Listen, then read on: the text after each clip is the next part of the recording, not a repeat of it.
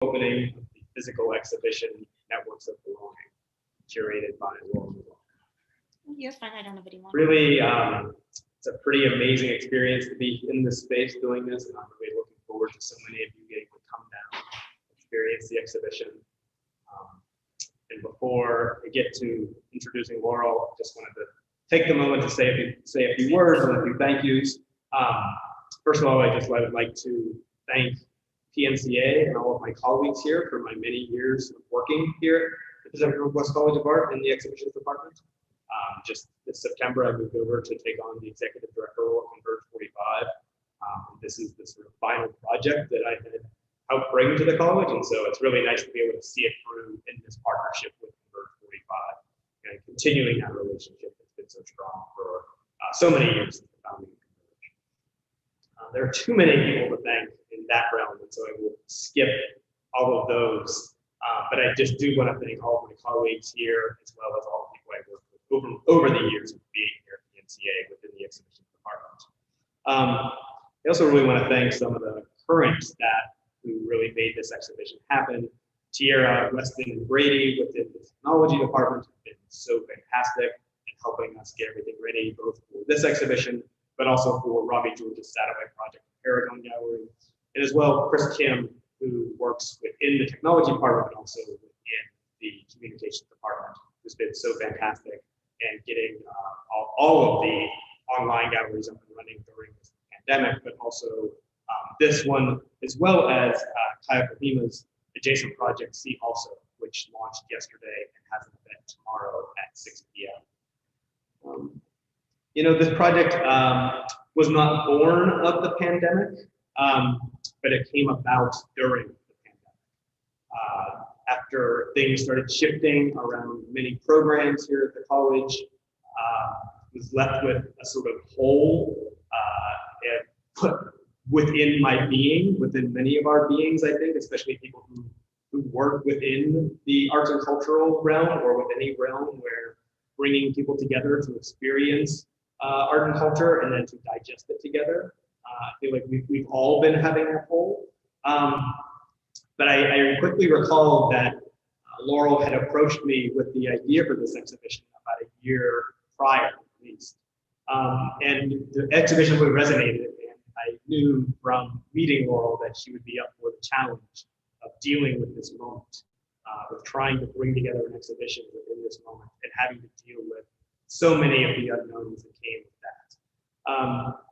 And so it's really fantastic that maybe just a couple of years from meeting Laurel through an introduction of Carl Deal, who invited us out to some beers, some sour beers at Migration Brewery, and being able to talk to her about her dissertation work around migratory aesthetics, and that touching upon performance as well as the visual arts, that research happening through her PhD work at Bryn Mawr College. And then really getting to know that she had done these exhibitions in spaces I really loved, such as Vox Populi or Automat and the Pennsylvania Academy of Fine Arts, and not to mention writing for such publications as Art Practical, Art Papers, and Performance Research. And so when I had this idea that like maybe we should do still an in-person exhibition for this fall semester at PNCA, I was so excited that Laurel was able to kind of jump on board and really help craft something interesting and unique for the students here who will be around, and not to mention the community for our time. So, and with that, I'm going to now mask up and turn the camera over to Laurel. Thank you so much. Thanks so much, Mac, and thank you so much, all of you who are joining us. It's a really great introduction. Very thankful to be here and share this exhibition with you. So welcome to Networks of Belonging. It's an exhibition that explores the relational traces embedded within and structuring artistic networks. The exhibition was inspired by conversations with many of the artists in this exhibition concerning their artistic networks, and by the scholarship of Bruno Latour, whose text Reassembling the Social Concerning Actor Network Theory, proposing a speculative potential for social association to be reassembled anew. The installations, videos, and publication of Canaries Collective, Rami George, Tabitha Nicolai and Mengda Zhang disclose systems of care, communality, labor relations, and familial ties bound by tensions and desires. These works, while seemingly divergent, articulate networks through a variety of strategies such as reprogramming, functioning within, bypassing, and decoding, which also function as curatorial sections. So I'm going to be guiding us through a brief exhibition tour this evening, and then we'll transition into a performance work by Mengda Zhang, and I'll provide logistical explanations as we go, and then we'll also have a short Q&A with the artist afterwards.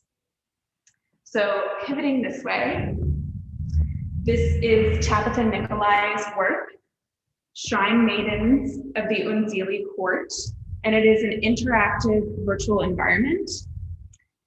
Here you can see that Nicolai has created a gamer's lair, complete with an unkempt mattress, leftover food and recreational materials, and trash littered on the floor. Upon first glance, it appears as a kind of solitary encounter. I'm just going to move this way until one engages with the virtual game. You can see on the screen here. As a player, you walk around kind of a suburban apocalyptic scene and a gamer's home, and there you encounter an aqueous portal through which you find the same gamer's lair seen on screen as embodied in this gallery. You can see both of those on screen right now and in the surrounding space. You then interface with another user, gesturing to the trans communality that folks find on the internet. And this interface, while full of belonging, is kind of darkly ambivalent, as Tabitha Nicolai has relayed to me in our conversation. And the game essentially world builds an alternative network that reprograms relationships online. So we're just making sure to get this really intricate installation.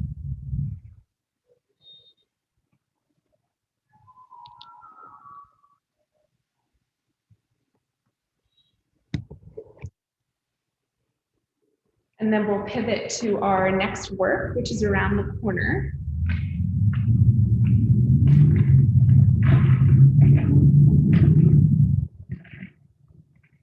And this is a publication work by Canaries Collective entitled Notes for the Waiting Room. The work refers to an extant network of art-adjacent women and non-conforming people living and working with autoimmune conditions and other chronic illnesses. This network is around 200 plus folks who support one another in and outside of medical institutions. The publication was initiated by Terry Fazeli and responds to a prompt: how do you take care of yourself during a flare-up of your symptoms? We worked with Canaries co-founders Jesse Cohen and Kara Lazard, who collated these contributions from the collective that each bypass neoliberal and ableist medical spaces and strategies by attending to individual refusal, survival, and care.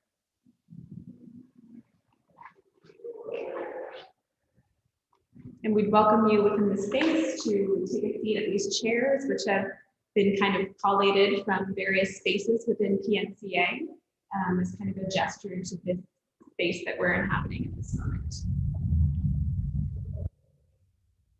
And now we're going to pivot to Ronnie George's work, which is in the second space. Here, this projection first. And we see this newly commissioned video essay entitled Untitled, the Ashram, which was made during the artist's virtual residency at PNCA. And this new work queries their familial relationship to the ashram known as the Movement Center, which is an intentional community in Northeast Portland, through a conversation with their father, who is a member of the ashram. This video essay relates the artist's research practices as well, using collective footage, archival material, and as well as personal familial photographs and strategy using Google Street View. It gradually follows the interwoven threads of this lifelong journey. The work builds upon another work that is on the opposite side of the screen, which is called Untitled with My Father. This work was also made this year and debuted at the MIT Center. And here it's on the reverse of that initial screen.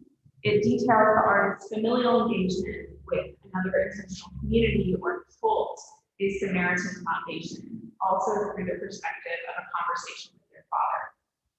Together, the works relate the experience of functioning within overlapping networks and reckoning with the distances and ruptures while also following the slants and tangents. So we welcome you to spend time in the space if you're able to come and really partake in hearing these works. They'll also be available online, and I'll give details from that. And Ronnie's work is also featured at a satellite site of the exhibition at Paragon Arts Gallery, entitled "In One Day We'll Tell You So Many Stories." This is on view in their windows, the window galleries, and it's 24/7. You can stop by anytime, and it'll be on view until November 15th. And it's also, the works from that satellite site are also available to be viewed online as well.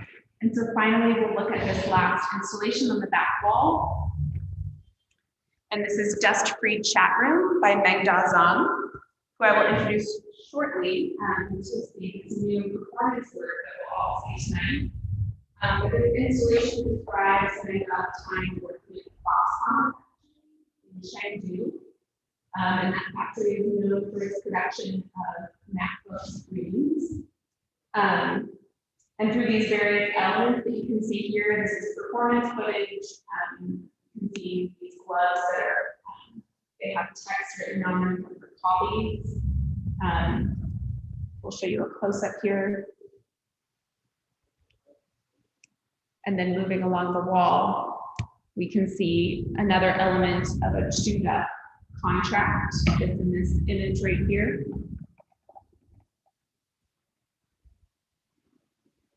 And also the artist's bunny suit uniform from the factory with menstrual blood on it.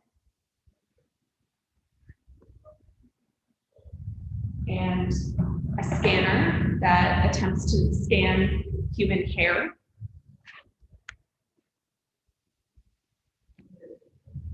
And also a charcoal written story from an encounter in the factory, as well as performance documentation from work that queries the gestures used in the MacBook assembly line.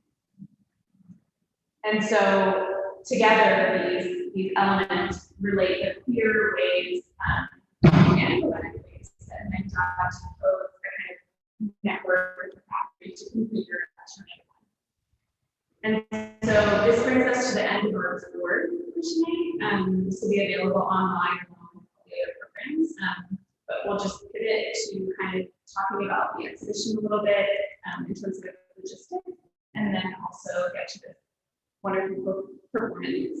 I want to reiterate that the exhibition unfolds across a series of sites. So it's here as a group exhibition at PCAC, and then it's also and that's available by appointment to see on Saturdays and Sundays from 12 to 4. And then there's virtual programming online, of which this is the second event. And then the satellite solo presentation, which I mentioned, featuring the work of Ronnie George at Paragon Arts Gallery. And that's on view until November 15th. But we welcome you to engage in the other programming coming up. So please see the CCAC website. On the website, you'll also find remote viewing access to the works and accessible audio captions and labels, these recorded events, and the forthcoming curatorial essay. All of that will be on the PNCA on the galleries. That's where they'll kind of live, and that will launch on the 23rd. I know I'm giving a lot of details right now, but they're on the website as well. And the next event that we're looking forward to is Tabitha Nicolai's Shinings of the Unseemly Court, kind of a virtual walkthrough with her, and then a conversation between the artist and trans activist and radio host, Anna Luca, and that will be on October 30th. So stay tuned for that. And now I'm going to go kind of behind the computer and review these. I'm just going to drop these in the chat. Right now you can still see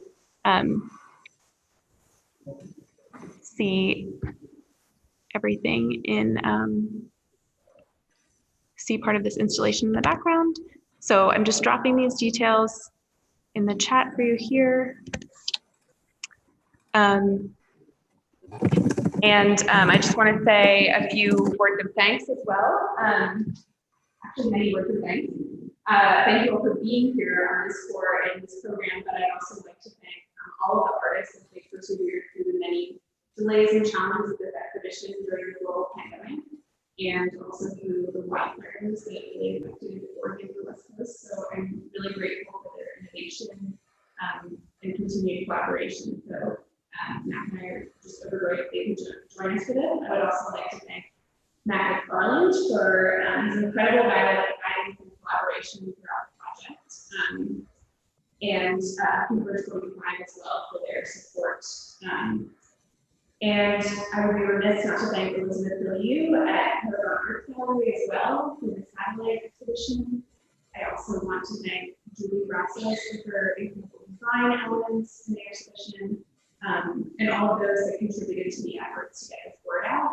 From PNCA, this is Taylor Robertson, Matthew Bowers, Ann Clifford, and Chris Kim, as Matt also mentioned, and the installation crew, Maximiliano, Lady Moon, and Caitlin Patrick at CCAC, and then Shayna Palmer and Aaron McKee at Kirkland as well.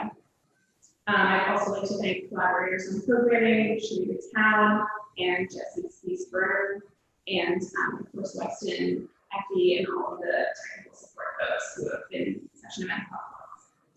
I'm going to introduce Mengda Zhang and then give you a few instructions on how to access the performance for today. Mengda Zhang works in performance, installation, and video to explore her interest in labor and bodily experience. The work unpacks personal, social, and historical complexities of subject and search for non-binary perspectives from reality, literature, or imagination, which escapes any one-sided grand narrative. Her individual and collaborative work has been exhibited internationally at the Museum of Modern Art, New York, London Design Festival, Studio 10 New York, and Icebox Project Space, Philadelphia, among others. Zhang received her BFA degree from the School of the Art Institute of Chicago in 2016, and her MFA degree from the University of Pennsylvania in 2019. So it's my pleasure to introduce a brand new performance from Dust-free Chatroom, which is part of the installation behind me. What we're going to do is I will give you this information, I'll drop it in the chat, and you'll click on the video, which is about a 40-minute captions included performance. If you'll mute yourself and turn off the video for the next 40 minutes, that would be great. And then we will reconvene at about 7:10-ish for a short Q&A with the audience and also audience questions. So thank you so much for your attention.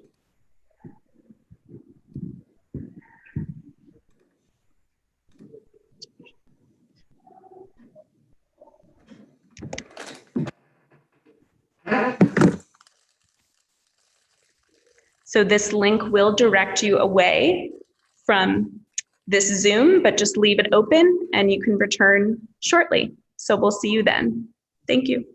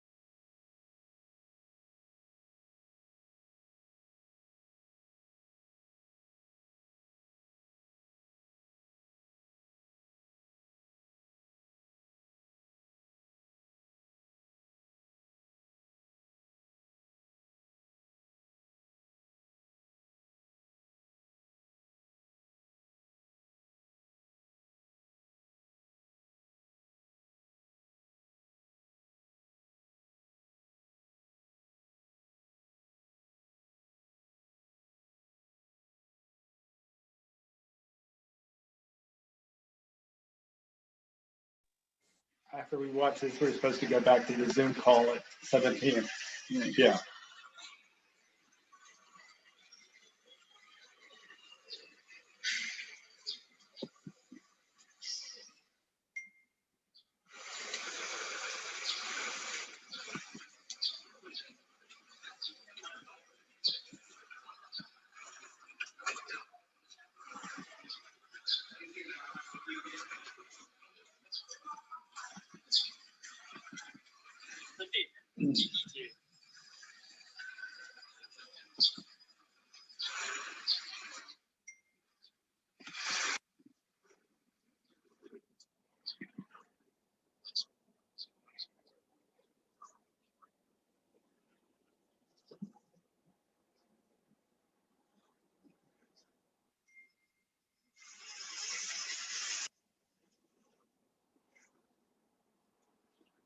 You switch with these jewels.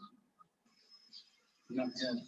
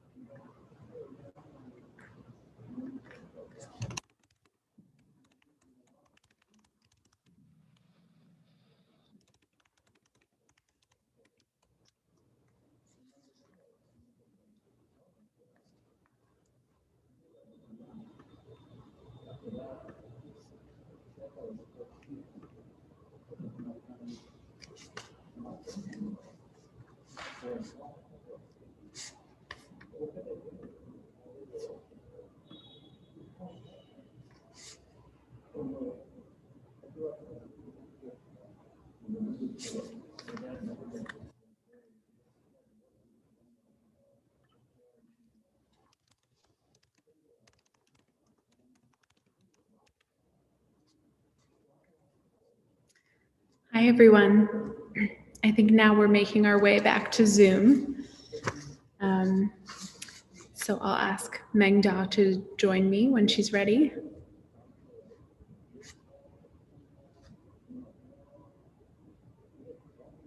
And we'll have a short Q&A here, and then we'll open it up to audience questions, but feel free as Mengda and I are talking to drop your questions in the chat. You can write them or in the Q&A function, and we'll be able to read them towards the end. So thank you so much.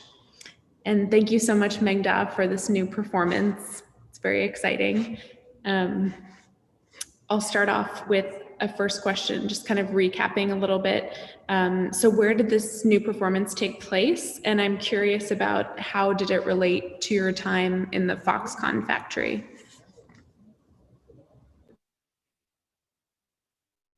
Hi, everyone. Hi, Laurel. I want to thank Laurel and also PNCA crew for like organizing and installing the show. And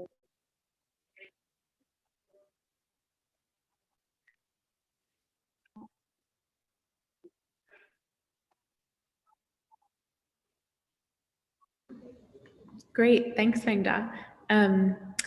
So I'm curious, sorry, there might be a little bit of a lag, but I was curious, where did this new... so should I answer? Yes, go ahead, yeah. Okay. Yeah, the performance was happened in Chengdu because when I was a worker in Foxconn, my factory branch was in Chengdu, and the entire all the places which appeared in the video were where I hang out after and before work when I was a worker in Foxconn. So you see at the beginning, you see the shopping and dining complex, which is the nearest one, like nearby the factory. And then I went along a road which connects the dining shopping complex and the factory. So you see the recruitment center and also all those young people who were holding a luggage. They were just hired by the factory. And then I was like trying to looking for a street in my memory. It connects the factory and the factory door, but it just disappeared. So I was like getting lost a little bit. Then eventually I came to the main door of the factory. Yeah, it's definitely a massive complex. And so I'm curious about the gloved hand features prominently in the new performance, but also the installation as well. And of course the factory experience. So I'm curious if you could discuss its presence a little bit.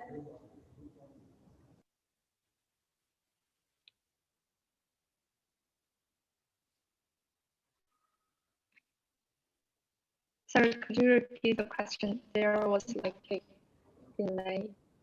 Sure, yeah. I'm curious if you could talk a little bit about the gloved hand and its presence in the factory, but also in this work.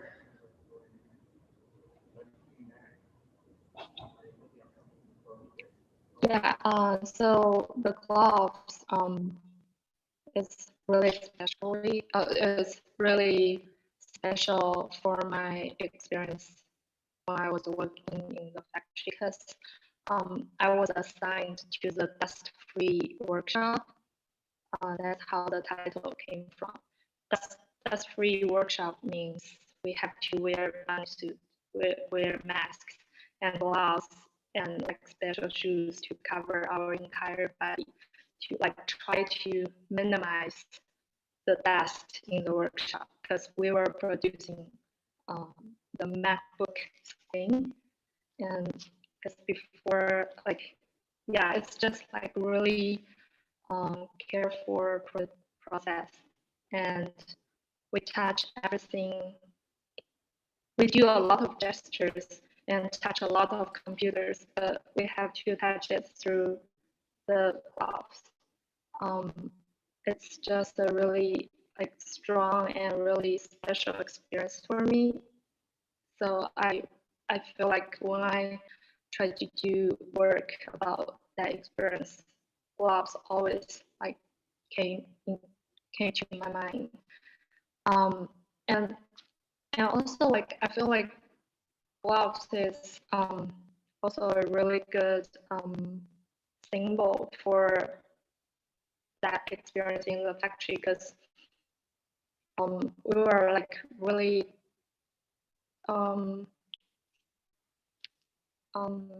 for example, like when we before we go into the workshop, we have to pass a scanning door, like to make sure we didn't carry any metal in our body or our clothes. Like, so you have to be sure you wear a clothes with pure, just fabric. It's really difficult for female, or like because if you wear bra or something, there always is some metal parts in the clothes. And then I feel like I remember for a few times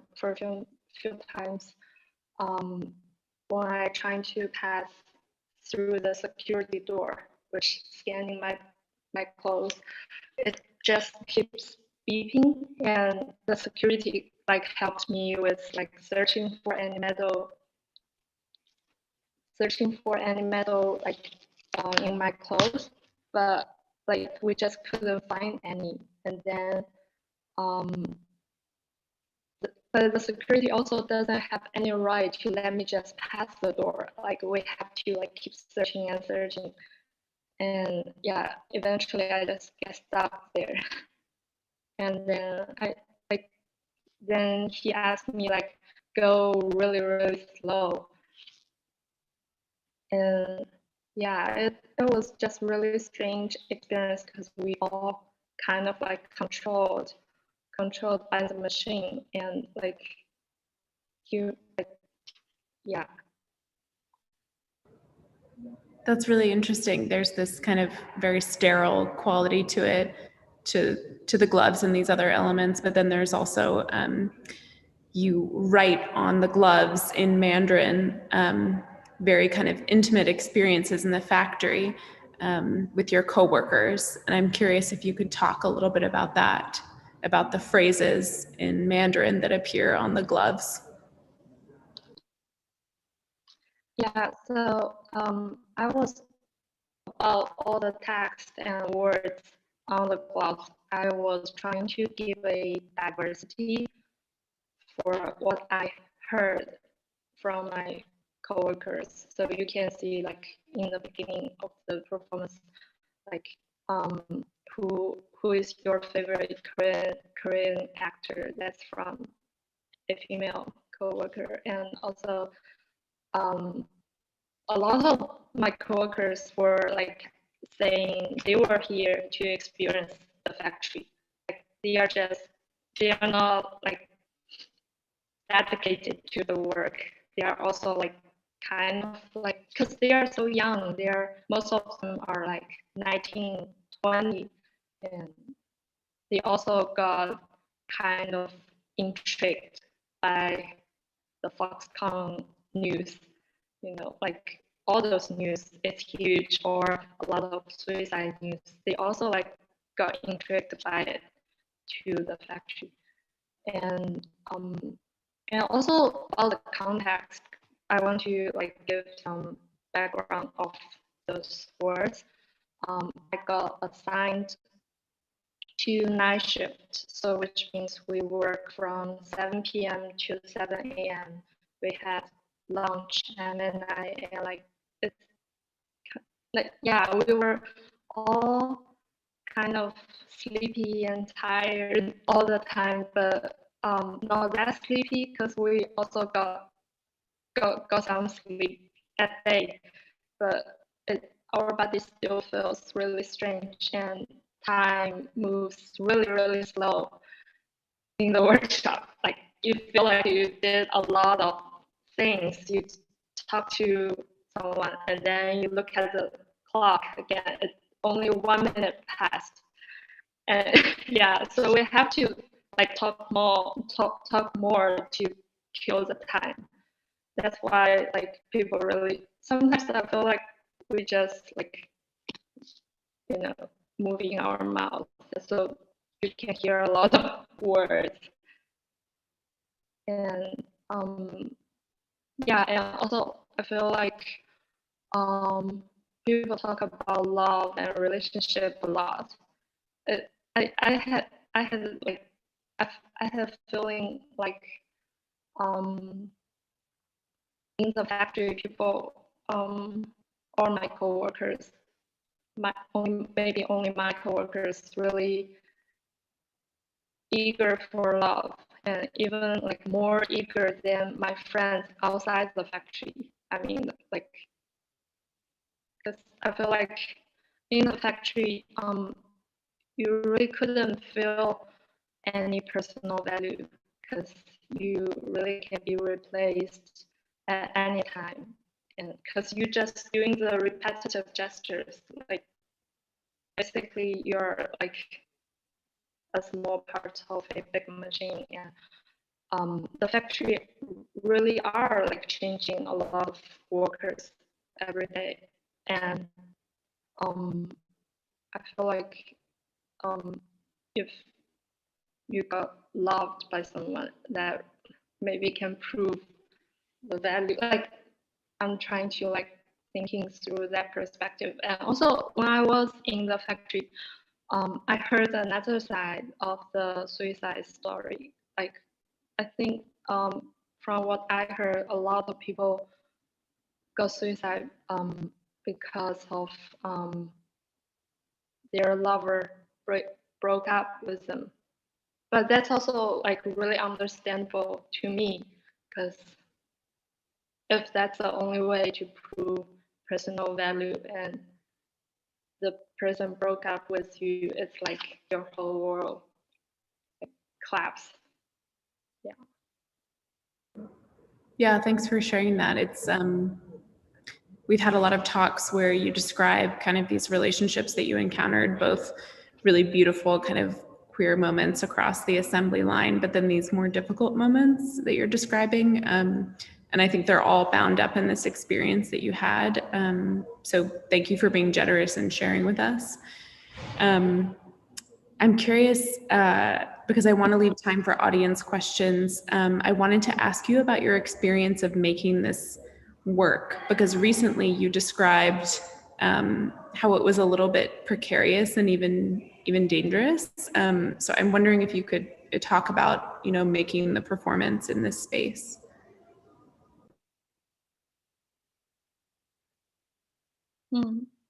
Yeah, because I did a similar performance before in a gallery space, and all my audience was, our world people or our world audience, and I didn't, I didn't feel quite the same when I did the performance in the urban space near the factory. Actually, I was like really nervous. Like, although I know I didn't break any law, but I still like kept censoring myself again and again in my mind. I was worried if I would caught anyone's attention and they call the police. But also to do a performance, those walls supposed to call someone's attention and they should read the words. But at the same time I also worry if people will read it and feel like it's problematic.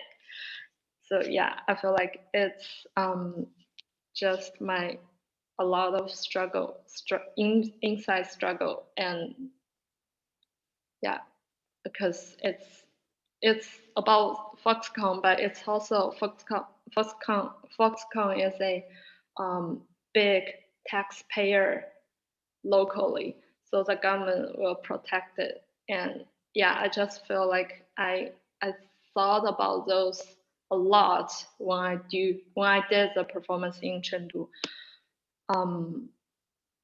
And also a lot of text, I feel like becomes more sensitive when I placed it in a place near the workers, like especially the one in front of the factory, the box with the text that you should threaten our supervisor with suicide. Ha ha ha. Like although those words were coming from my coworker, but and like I didn't choose which one to place where. It was just by chance. But when I got it outside my bag, I was like, shit. Because it's such a sensitive one in front of the factory. I feel like I was like intentionally to challenge the factory or something. But it was not that aggressive. My attitude is not that aggressive, but it seems like a really aggressive one. And also a person was looking at it and I was like, but nothing happened after.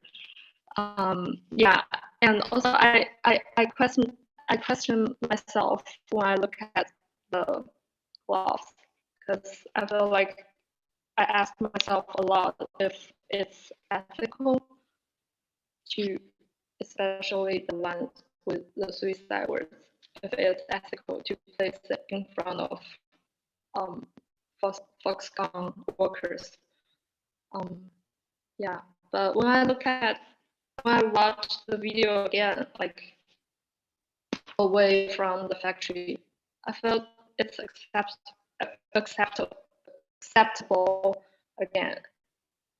So I do feel it's really different when I think about this work, think about the performance from the Arvo perspective and from the factory perspective or factory workers perspective.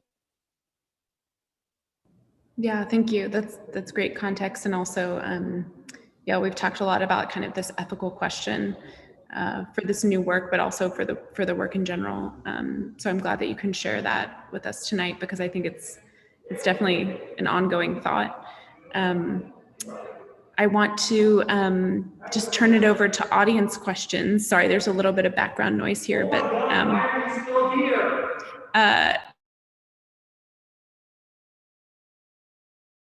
so yeah, sorry, I muted myself for a second, but I'm unmuted again. So I'm going to bring up a question from the audience.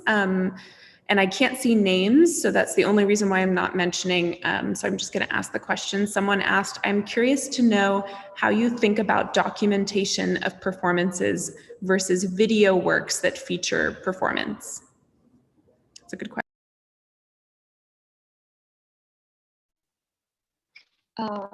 Yeah, because my collaborator Yu Chenglu, who did the video documentation of the performance, she talked like over the video, and I because I saw like maybe I should edit it out, but then I still kept it because I feel like maybe audience had the same question or something. It's definitely different because you didn't walk in such a hot day. You cannot feel you cannot really feel the atmosphere there. And also, like, I guess you as audience of the video, you got caught more attention by the visual. Actually, there were more. You can, like, when you were in the dining complex, you can smell a lot of different smells. And also when you are in the road which connects the complex and the factory. You can like definitely hear a lot of people talk about, about young people talk about life, or they were just like smiling, laughing. Like, yeah, a lot of those trivial things I think matters a lot, because that's unfortunate, because that's in China in Chengdu, and we are in a pandemic.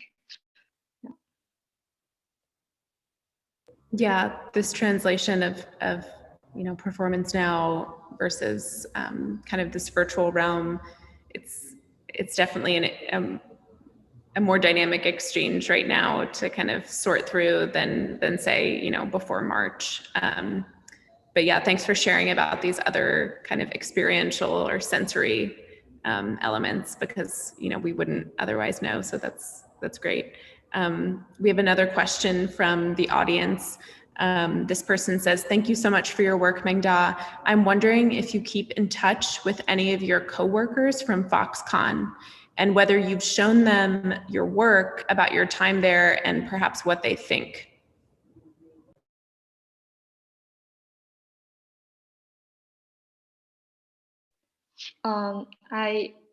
We add each other on WeChat, if you know that app. It's like a Chinese version of Twitter and Instagram, and I don't know, like WhatsApp, like a combination of all of that. But we didn't talk after I left. I don't know why. I guess it was because outside the workshop, I couldn't recognize most of my coworkers also, because we were wearing masks and all the bunny suit. Like when they took off their uniform, I couldn't recognize them. Like, because we only know each other through our eyes and voice, like, and we were not that deeply connected. And also I was like struggling a lot when I was working there. I didn't tell them like where I really came from, because I don't want to let them feel uncomfortable, I guess, because like although most of them were there to have the experience of Foxconn, but a lot of them were like came from villages or something, like, or like more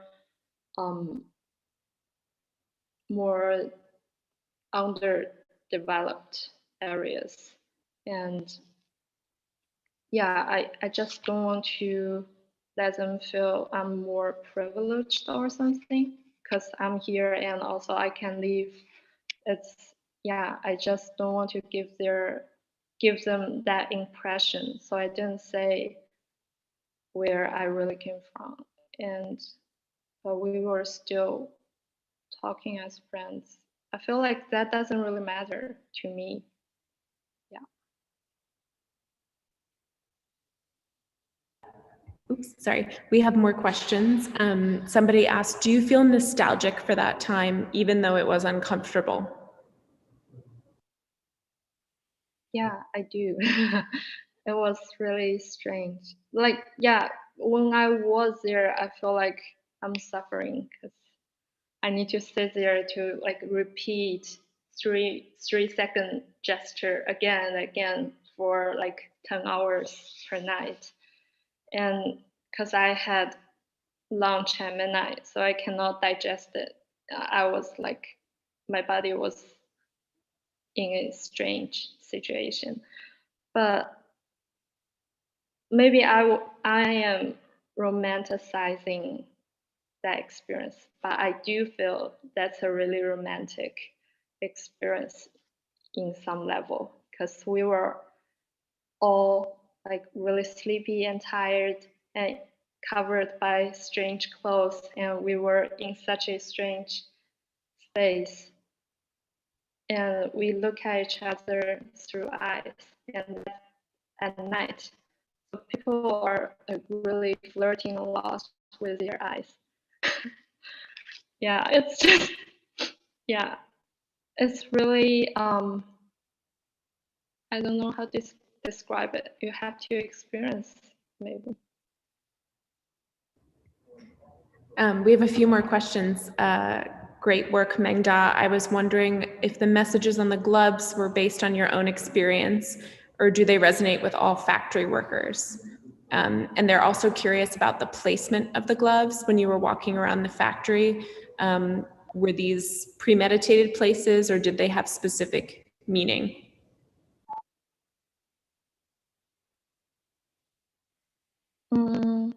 All those words were from my coworkers. Through our conversations in the workshop. And I didn't premediated the location. I just thought about, like, before the performance, I thought about the route, the performance route. Then I just followed the route, but I still got lost. Sorry about that. But I kept that part in the video because I feel that's very important. If I edit that out, it's not performance anymore. It will be just a video. So I kept it. Yeah. Yeah, I found the I found the experience of just a comment here that of you getting lost to be indicative of kind of the massive labyrinthine space of Foxconn. So that was interesting to kind of visualize. But we have two more questions, and then I think we'll call it an evening because we're a little bit over. So somebody asked, do you think that the experience at Foxconn will evolve into a friendlier or meaner place in the future?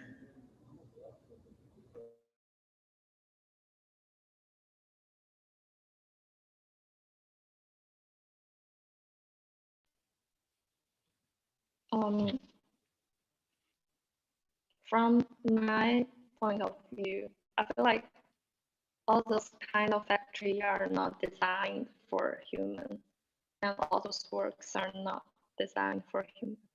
So I feel like if there is a evolution of our industry, like eventually maybe all those things will be made by robots, ideally. But maybe the better thing to do is to consume less.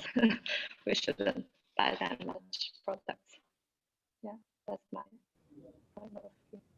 That's a really interesting take on it. And the last question, what year did you work at Foxconn, and what year did you make this recent performance video? So they're interested in, we've talked about this, that there's kind of a temporal gap, which is interesting.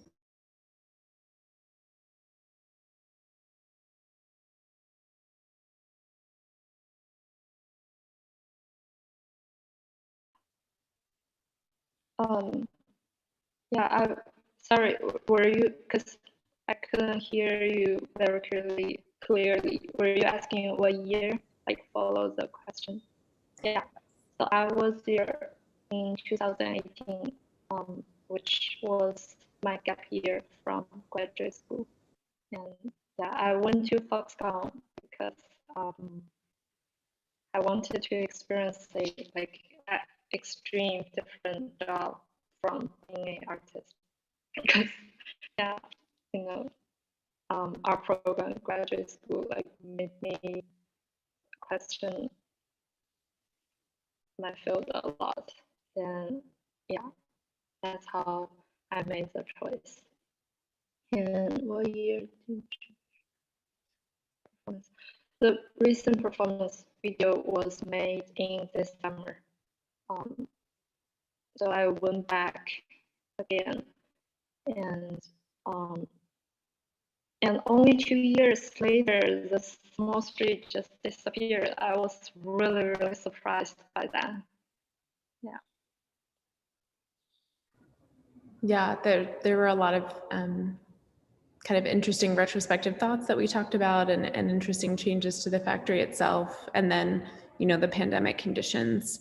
So yeah, it seems like this work is ever evolving, and especially every time that you install it, it's a little bit different, which is wonderful. That's why we have this new edition of this performance. So I'd like to thank you so much, Mengda, for joining us tonight and sharing this new work, and to thank everyone else for coming out for our opening tour and screening and Q&A with Mengda. So with that, we'll sign off, but please stay tuned for our upcoming programs and come and see the show at CCAC.